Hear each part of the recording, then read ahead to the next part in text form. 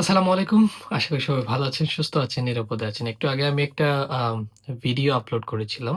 সেখানে আমি আসলে বলেছিলাম যে, একজন ক্রিকেট বোর্ডের কর্তা কি তার আ ক্রিকেটারদের মানে বোর্ডের অধীনে যারা ক্রিকেটার আছেন কিংবা অতীতে যারা ক্রিকেট খেলেছেন বা বর্তমানে যারা ক্রিকেট খেলছেন তাদেরকে এইরকম কটূক্তি করতে পারেন কিনা বা তাদের পারিশ্রমিক নিয়ে কথা বলার অধিকার রাখেন কিনা তার দায়িত্বশীল জায়গা থেকে। সেখানে অনেকেই আমাকে দালাল টেগ দিয়ে দিয়েছেন। অনেকেই আবার বলছেন যে, অনেকদিন পর কেউ একজন বোর্ডে এসে এভাবে কথা বলছেন এবং আমি তার বিরোধিতা করছি, ক্রিকেটারদের আ পক্ষে দালালি করছি। আসলে দেখেন ভাই, ব্যাপারটা হচ্ছে কি যে, আম যে স্পেসিফিক বোর্ড ডিরেক্টর যিনি আ বলেছেন যে আসলে ক্ষতিপূরণ দেয়ার কি আছে? ক্রিকেটাররা বৈশ্বিক টুর্নামেন্টে আমাদের জন্য কি করেছেন? বা অনেক অভিযোগ। সেই অভিযোগগুলা আমাদেরও আছে। আমরাও সেই অভিযোগগুলা যখন দল খারাপ করে, তখন আমরাও সেই অভিযোগগুলা করি। কিন্তু একজন এজ আ ফ্যান আমি যেই অভিযোগগুলা করতে পারবো, এজ আ বোর্ড ডিরেক্টর বা আমি যদি ওই বোর্ডের দায়িত্বশীল হিসেবে জয়েন করি, তখন কিন্তু আমি আমার ফ্যান সত্তাকে কাজে লাগিয়ে কোনো পাবলিক স্টেটমেন্ট দিতে পারব না। সেটা একটা বেসিক আম জিনিস যেটা আসলে আমাদের মেনে চলা উচিত। আমার ছোট কয়েকটা জিনিস চিন্তা করে দেখেন। আ এই যে ক্রিকেট বোর্ড বা যেই ক্রিকেট বোর্ডের দায়িত্বে এই মানে ব্যক্তি যিনি আছেন তিনি এসেছেন নাজমুল ইসলাম। যদি ক্রিকেটই না থাকে তাহলে এই ক্রিকেটাররাই যদি না থাকেন তাহলে এই ক্রিকেট বোর্ডের প্রয়োজনটা কি? বা এই ক্রিকেট বোর্ডের প্রয়োজনীয়তাটা কি? এটার কি আসলে কোনো প্রয়োজন আছে আদতে? ক্রিকেটাররা যদি ক্রিকেটই না খেলেন, ক্রিকেটারদের যদি আপনি বেতন না দেন, তাহলে এই ক্রিকেট বোর্ডের প্রয়োজনটা কি আসলে? বা এই বোর্ড ডিরেক্টরের আসলে এই পজিশনটারই বা কি গুরুত্ব আছে এখানে? যেই বোর্ড কর্তা আসলে এই ক্রিকেটারদের নিয়ে ব্যঙ্গ করলেন, ক্রিকেটারদের ক্ষতিপূরণ বা ক্রিকেটারদের বেতন নিয়ে কথা বললেন, তিনিই ২ দিন আগে বিজনেস ক্লাসের বিমানে চড়ে 5 স্টার হোটেলে যেয়ে থেকে বিপিএল খেলা উপভোগ করে এসছেন বা বিপিএল এ তার দায়িত্ব পালন করে এসছেন। এই টাকা নিশ্চয়ই তিনি তার পকেট থেকে খরচ করেন নাই।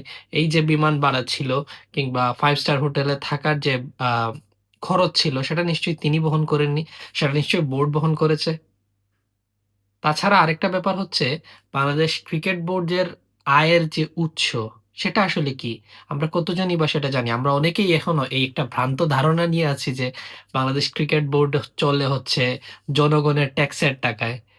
২০২৬ সালে এসে যদি আপনি এই কথা বলেন, তাহলে আপনি আপনার নিজের অজ্ঞতাকে আসলে জাতির সামনে প্রমাণ করছেন। আইসিসি থেকে বাংলাদেশ ক্রিকেট বোর্ড যেই রেভিনিউটা পায়, সেখান থেকেই আসলে আ ক্রিকেটারদের বেতন পরিশোধ করা হয়। কিংবা আইসিসি পিসিবির আরো বেশ কিছু আ আর্নিং সোর্স আছে। যেমন স্পন্সর একটা বড় ইস্যু, বড় আর্নিং সোর্স। তারপরে আ স্টেডিয়ামের বেশ কিছু জায়গা আছে যে জিনিসগুলা থেকে বিসিবি আর্ন করে। যেমন একেকটা টুর্নামেন্ট থেকে হিউজ পরিমাণ টাকা বিসিবি আর্ন করে। এই যে বিপিএল হচ্ছে, সেই বিপিএল থেকেও বিসিবির একটা আর্নিং আছে। তো সেখান থেকেই ক্রিকেটারদের বেতন পরিশোধ করা হয়। সেখানে পার্টিকুলার কোনো ব্যক্তি আম নাজমুল ভাইও নিশ্চয়ই উনার পকেট থেকে এসে মানে টাকা দিয়ে ক্রিকেটারদের বেতন পরিশোধ করেন না। সুতরাং এই বেতন নিয়ে কথা ওঠা সেটা নিশ্চয়ই আ কাম্য নয়। আরেকটা ব্যাপার হচ্ছে ক্রিকেটারদের সাথে আমি পার্সোনালি অনেক ক্রিকেটারের সাথে কাজ করেছি। অনেক ক্রিকেটারের সাথে ভালো সম্পর্ক ছিল। দেশে যখন ছিলাম তখন অনেকের সাথেই কাছ থেকে আসলে ওদের হার্ড ওয়ার্কটা দেখেছি। যেটা নিয়ে কোয়েশ্চেন উঠতে পারে যে তারা হার্ড ওয়ার্ক করেন কিন্তু সেটার আমরা কোনো রেজাল্ট পাচ্ছি না। ভাই, মোহাম্মদ রফিকরা যখন খেলতেন, আ শুরুর দিকে হাবিবুল বাশার সুমনরা যখন খেলতেন, অনেক ম্যাচ ছিল আমরা মানে বাংলাদেশ যে খুব তখন অনেক কিছু অ্যাচিভমেন্ট করে ফেলছে, এখন করতে পারতেছে না। এরকম তো ছিল না। তখন আমরা একটা জয়ের আশায় মানে বসে থাকতাম টিভি সেটের সামনে। যে আসলে আচ্ছা একটা ম্যাচে অন্তত বাংলাদেশ জয় পাক। আমরা সেটা সেলিব্রেট করি। এখন তো বাংলাদেশ সেই তুলনায় অনেক ভালো করছে। তো এখন কি আমি আমাদের ক্রিকেটারদের পাশে দাঁড়াবো না? আর যেই কথাটা বলছেন অবশ্যই আমরা ফ্রাস্ট্রেটেড থাকতে পারি। এখানে ছোট্ট আরেকটা জিনিস এড করি। নাজমুল হোসেন শান্ত গতদিন প্রেস কনফারেন্সে একটা কথা বলেছিলেন যে, আমাদের প্রত্যেকটা বৈশ্বিক আসরের আগে, বৈশ্বিক টুর্নামেন্টের আগে বড় যে ধরুন বিশ্বকাপ বলেন বা চ্যাম্পিয়ন্স ট্রফি বলেন, সবগুলো আসরের আগে আমাদের ক্রিকেটারদের মানসিক প্রেশারের মধ্যে ফেলে দেওয়া হয়। কিভাবে? যেমন বেশ কিছু ইনসিডেন্ট আগে দেখেছেন। এখনই যেই ইনসিডেন্ট গুলা হচ্ছে, ২ দিন পরে বাংলাদেশ বিশ্বকাপ খেলতে যাবে। সেখানে কি আসলে ক্রিকেটাররা মেন্টালি ফ্রি হিসাবে খেলতে পারবে? মানে যখন তাদের অভিভাবক যখন তাদের নিয়ে এরকম নেগেটিভ মন্তব্যগুলা করছেন, তখন ক্রিকেটাররা কিভাবে যে মানে ফুল ফ্রি হয়ে নিজের মানসিকভাবে স্টেবল থেকে ক্রিকেট খেলবে? নিশ্চয়ই সেটা পারবে না। নাজমুল শান্ত তো বলেছেন, আমরা অনেকে অভিনয় করি। আমরা মিডিয়ার সামনে দেখাই আমরা ঠিক আছি, ফিট আছি, মেন্টালি স্টেবল আছি। কিন্তু আমরা তো আসলে সেটা নাই। আমরা অনেকেই অনেকভাবে প্রেশারাইজ হয়ে যাই আসলে। সুতরাং এইভাবে চিন্তা না করে ওইভাবে চিন্তা করেন যে সামনেই একটা বড় টুর্নামেন্ট।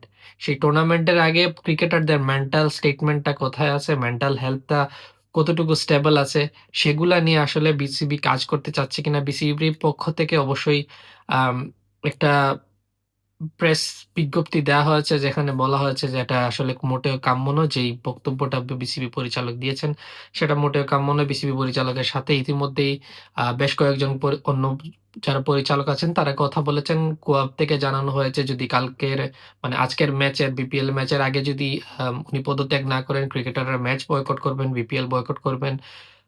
সকালেই হয়তোবা আরেকটা মিটিং হবে কুয়াবের সভাপতি মোহাম্মদ মিঠুনের সাথে বোর্ড কর্তাদের। সুতরাং একটা হয়তোবা সমাধান আসবে। কিন্তু এইরকম মানে কথাবার্তা একজন অভিভাবকের কাছ থেকে মোটেও কাম্য নয়। কিংবা ক্রিকেটার কিংবা ক্রিকেট সংশ্লিষ্ট যারা আছেন তারাও নিশ্চয়ই আশা করেন না। আপনি যদি আমার আ গার্ডিয়ান যদি আমাকে বকাঝকা করেন সেটা নিশ্চয়ই আমাকে পার্সোনালি নিয়ে বা একটা টিম মিটিং করে ওইখানে বলতে পারেন যে, "তোমাদের অ্যাচিভমেন্ট কি? তোমরা কেন কি এটা করতেছো? এটার সলিউশন কি?" সেটা নিয়ে কথা বলা যায়। কিন্তু পাবলিকলি একটা স্টেটমেন্ট দিয়ে ক্রিকেটারদের মানে রুটি-রুজি নিয়ে কথা বলা সেটা নিশ্চয়ই সুন্দর না বা এটা ঠিক হয়নি। আদতেই এটা ঠিক হয়নি। এর জন্য যদি আপনারা আমাকে দালাল বলেন, বলতে পারেন। কিন্তু আ আল্টিমেটলি এই জিনিসটা চিন্তা করে দেখবেন যে আপনার বাবা মনে করেন আপনার বাবা যদি আপনাকে নিয়ে বাইরে এসে মানে অন্য একটা সোসাইটির সামনে আপনাকে হেয় করে কথা বলেন, সেটা নিশ্চয়ই আপনার ভালো লাগবে না। ক্রিকেট বোর্ড তো ক্রিকেটারদেরই অভিভাবক। সেখানে নিশ্চয়ই মিডিয়ার সামনে এসে এইভাবে কথা বলাটা তারাও মেনে নিতে পারছেন না বা নেওয়ার মতও না। সুতরাং এটা নিয়ে কথা হবেই। আ ক্রিকেটারদের যদি দালাল বলেন, বলতে পারেন। কিন্তু যেটা সত্য ভাই, সেটা সত্যই। ভালো থাকবেন।